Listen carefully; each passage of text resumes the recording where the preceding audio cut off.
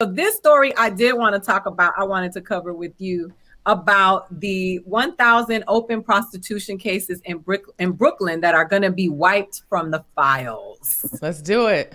Let's Wipe it do it. clean. Let's do it. Listen, people, maybe we should put it on a t-shirt. Sex work is work, okay? Sex work is work.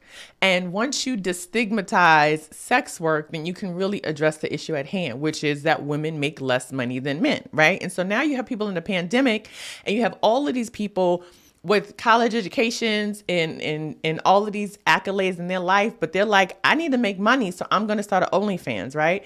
And so does that mean that a person who has an education, who has a job, but lost it because of pandemic is now reduced to the scum of the earth because they're, popping and twerking and showing their vag on OnlyFans? No. And when we talk about prostitution, you should absolutely throw all of those cases out because you're not prosecuting the men who are paying for the pussy services. You just want That's to right. indict the women who are out here putting their best foot forward. So no, throw them in the trash.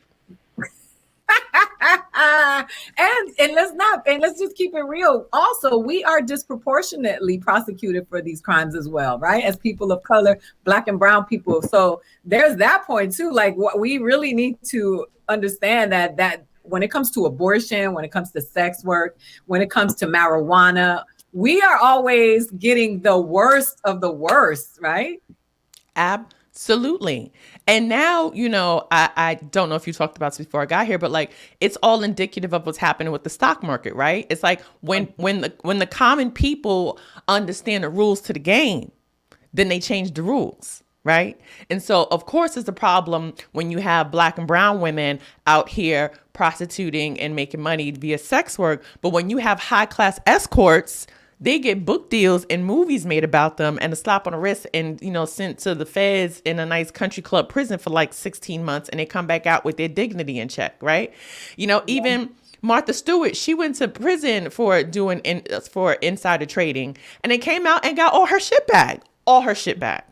So like, and more.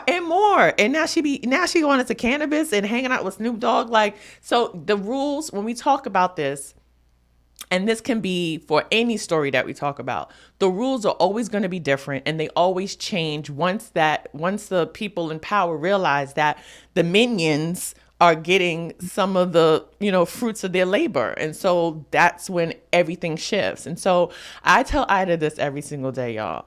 None of this matters. She does. None of this matters. None of this matters. I've realized in this pandemic, the only thing that matters in life is, are you a good person? And do you treat people well? That's it. Like, that to me is like the mystery of life. Because if you're a good person and you treat people well, then if everybody did that, we wouldn't be talking about none of this stuff.